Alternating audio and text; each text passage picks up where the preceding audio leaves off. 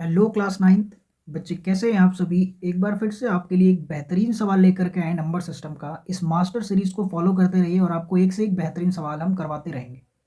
इस सवाल को कैसे सॉल्व करें, चलिए सीखते हैं। केवल 2 से 3 मिनट में इस सवाल को करना सीखते हैं। आप देख रहे हैं यहाँ पर डिफरेंट टर्म्स हैं बेटे, ठीक है। ये फर्स्ट, सेकेंड, थर्ड, फोर्थ ऐसे करके 8 टर्म्स हैं। तो क्या हमें इन 8 टर्म्स को रैशनलाइज करके ही सॉल्व करना होगा क्या? तो चलिए चेक करते हैं बेटे। यहाँ पर सबसे पहले इस फर्स्ट टर्म को हम क्या करेंगे, रैशनलाइज।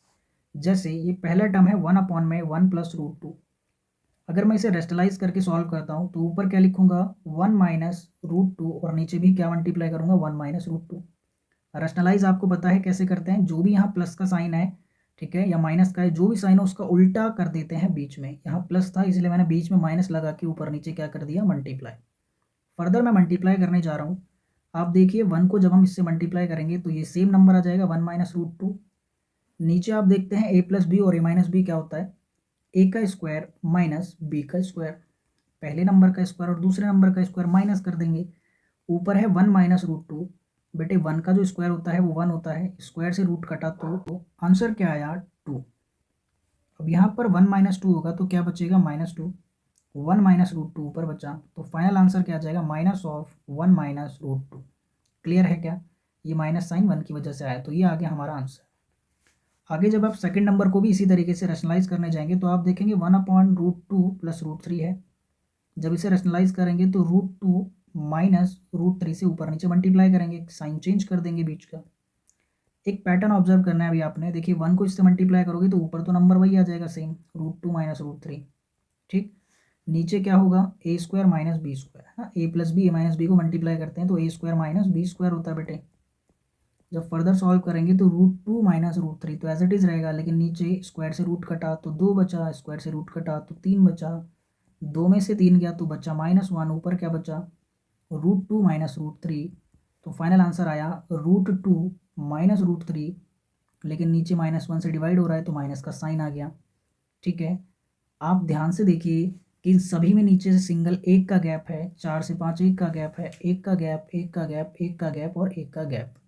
न्यूमरेटर सभी का सेम है, साइन भी सभी के प्लस प्लस प्लस है।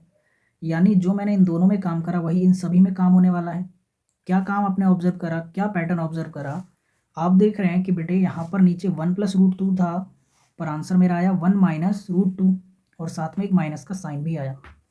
यहाँ पर √2 + √3 था, पर मेरा आंसर क्या आया, √2 - √3।